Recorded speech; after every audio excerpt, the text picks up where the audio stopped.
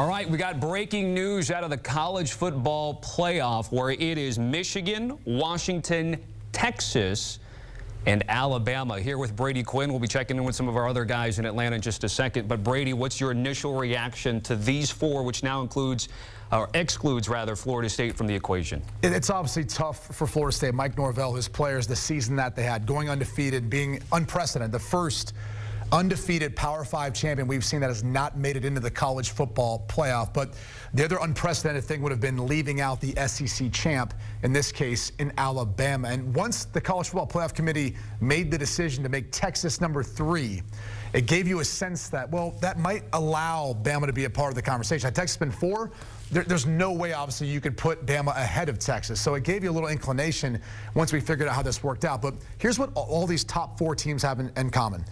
They're all conference champions, all right, which is one of the key pieces of criteria, but they also have 3 wins over top 25 teams based on the most recent rankings. We haven't obviously seen the rest of it so far. If you looked at Florida State, they hadn't played the toughest strength of schedule, even though they're undefeated. I think the way they've played, too, the last few weeks, working with a backup quarterback and Tate Rodemaker, who probably would have played for the semifinal game, but then even this past week, Brock Glenn, it was an entirely different team than what we saw with Jordan Travis. And remember, the College Football Playoff Committee is tasked with getting the 4 best teams, not the 4 most deserving. And there's no doubt you could have made the case for Florida State being one of the 4 most deserving. And the last thing they put in as part of their criteria is the availability of key players. And there's no more important position than the quarterback position. And unfortunately for Florida State, Jordan Travis wouldn't be able to be there for them, and that's where they get left out. So let's bring in our guys from Atlanta, or the SEC championship game. We have Barrett Sallee and Dennis Dodd joining us as well. So, Dennis, I'll start with you. What's your initial reaction to the 4 teams that are in? It's an abomination that Alabama's in, and I'll tell you why. The last time an undefeated major college champion was left out was 2004. That was Auburn in the old BCS system. That was such an upset at that time. That's how we got the playoff rolling. The old commissioner, Mike Slive, said this cannot happen again. What the committee is saying by doing this is that Florida State plays a version of football that is so inferior to a team that went 12-1 from the SEC. And let's make this clear. The SEC had a down year, slightly, but a down year. Below 500 against the other power conferences. Its best win was Louisville, Kentucky against Louisville. If I'm Mike Norvell, I'm calling the Attorney General right now. It's unbelievable. Yeah, Alabama's not unequivocally better than Florida State. I'm sorry. If anybody watched that defense through the season and last night, that's the case. Go ahead. I agree. That defense gets overlooked. I think a lot of people were watching that Louisville game against Florida State last night and thinking that Louisville was just a dreadful football team, and they're not. Offensively, they have been tremendous all season long, and Florida State's defense absolutely shut them down. But, Brady, I'm going to disagree with you on the parameters here, because best and hottest are 2 different things.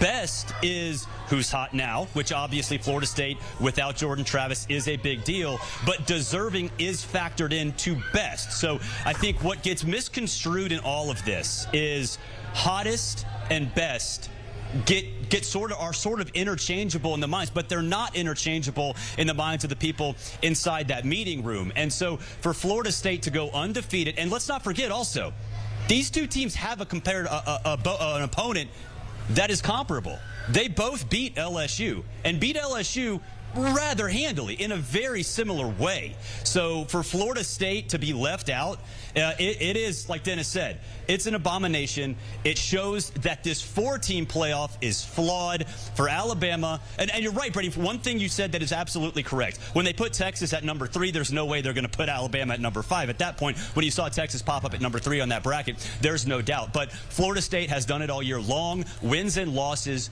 do matter. They should matter. And best does not equal hottest. Most deserving does factor in to being one of the best 4 teams. And the committee in that respect didn't follow their protocols and did get it wrong. Well, I'll say this. Look, we don't have to have this debate a year from now, right? Because there will be a 12-team playoff. There'll be debates about which 12 teams gets in and maybe the seeding amongst them. I'm just thankful we don't have to debate whatever the hell Barrett just said. I have no idea what point you're trying to make between hottest, best, deserving, and how that all makes sense of one another. But look, the bottom point is it's an unprecedented position that the College Football Playoff Committee was in. And I don't want to be in that spot. Because you've either got to tell an undefeated team that those guys did every single thing that you talk about as a player in that locker room before the season, and they still don't get a chance to play for a national championship. That's awful. But in the same breath, you're saying what's been largely viewed as the best conference in college football for a period of time. And I understand Dennis puts out the 7-9 versus other, Power 5 conferences and all that. The reality is we're not measuring that conference necessarily as a whole. We're looking at Alabama versus Florida State and where these two teams are. So I can look at where Alabama is now, which is a much better team than where they were earlier in the season, than where Florida State is right now. And so, again, to me, it's still the conversation of best and deserving. And no doubt Florida State was deserving of it. I don't think that's even close, though, between Bama and Florida State and which one's the better team. Like, I'm sorry. And again, that's my opinion. And you guys can disagree, but the reality is there'll be much more competitive matchups, I think, in this playoff than if Florida State was a part of it with a backup quarterback or a third-string quarterback. Guys? Yeah, I think the national conversation got hijacked a little bit. We're sitting here in Atlanta where the SEC has its own network. Within that network has its favorite team. The ACC has a network. I didn't see much on jockeying for them. But if this had been an SEC team and they had won with a backup quarterback and a third-string quarterback, that would have been a strength. That would have been overcoming adversity. Instead, the conversation changed that FSU is somewhat of a less team. Let's turn it around and say they won despite that. I know it was ugly.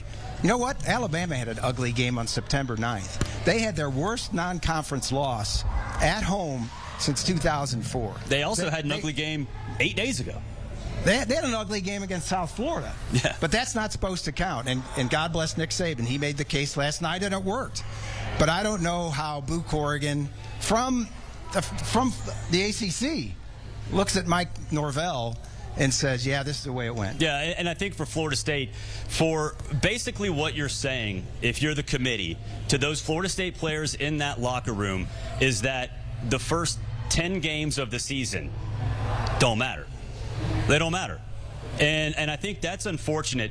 And to go out and win a conference championship with a third-string quarterback, and I know the protocols say what they do, and that's certainly factored in to their decision-making, but you go out there and take care of all of your business. And look, not a lot of teams have injuries like what Florida State has to Jordan Travis. I don't think there's any doubt about that.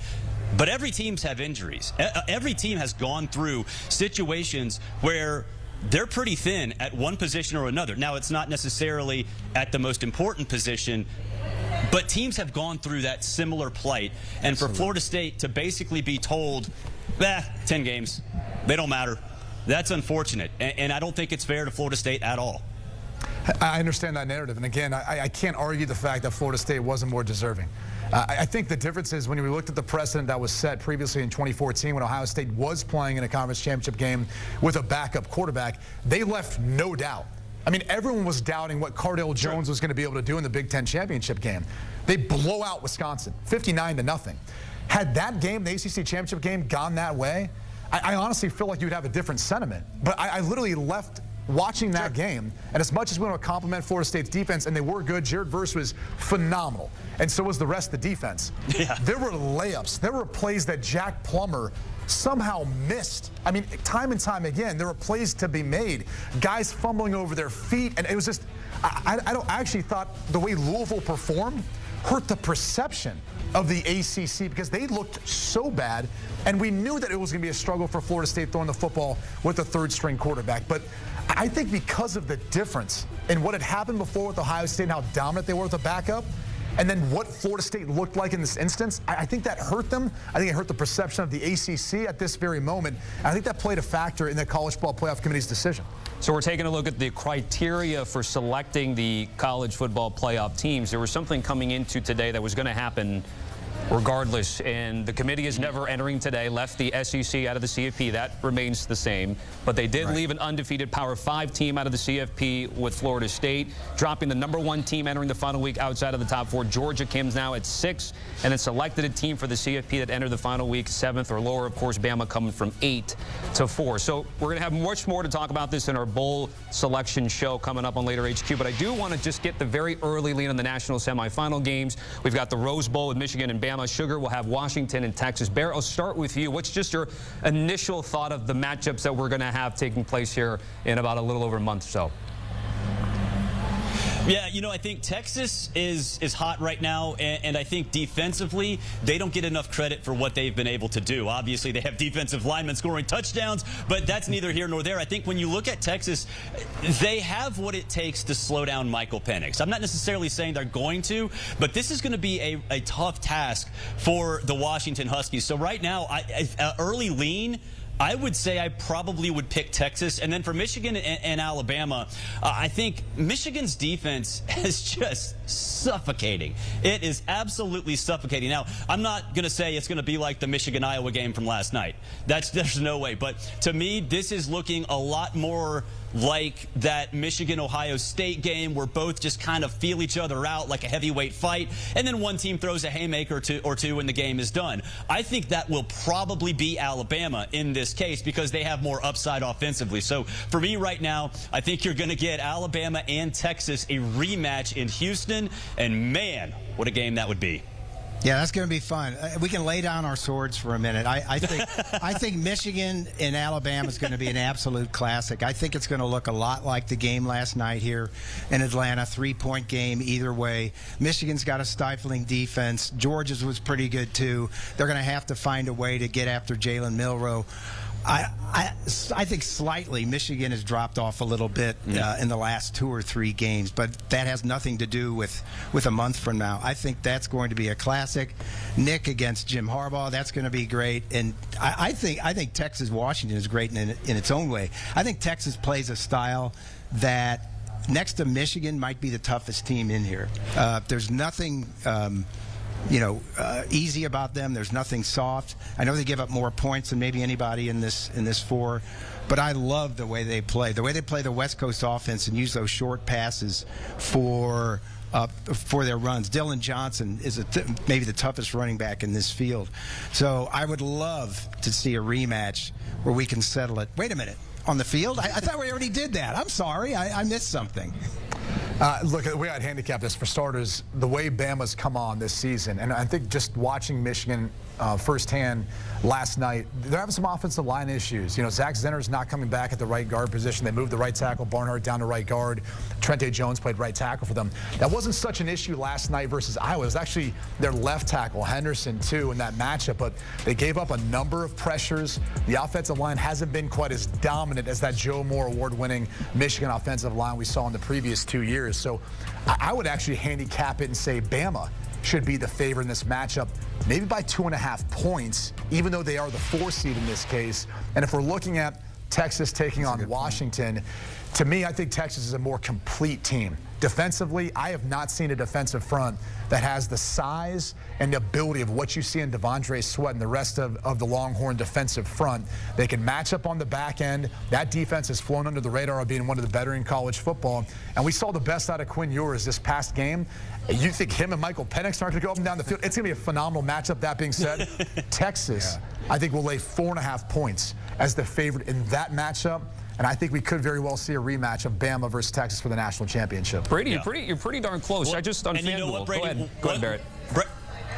Brady, one thing that's interesting, too, here yesterday, Jace McClellan, the Alabama starting running back, their leading rusher, didn't play. And I think that was a big reason why this game here, you know, I know it gets kind of construed as a slugfest.